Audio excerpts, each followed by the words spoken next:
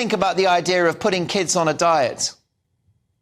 I think it's kind of not a great thing for their body image, you know?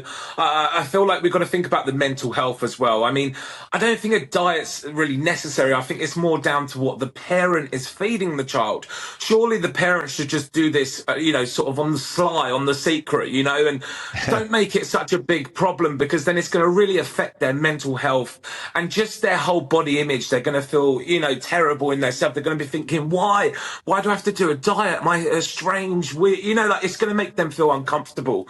And I feel like a parent should be the person in charge of what they eat, unless they're sort of, in their late teens or whatever. They should be doing this themselves.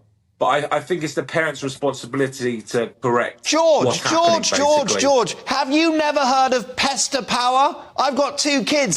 They want the Pringles, they want the Haagen-Dazs, they want the Mars bars. I've got a 3.5-year-old, so I know exactly what you're talking about. But we monitor what he eats. My wife won't let him eat so much chocolate. He'll have a little tiny bit as a little treat.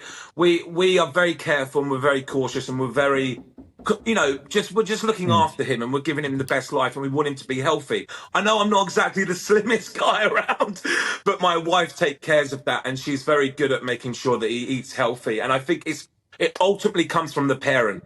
It comes from the parent, and it comes from what they feed them and what they're buying at the shops. And that could be down to their financial situation as well. I mean, this can be an impact on why they're buying bad options and why they're buying bad choices to feed their children.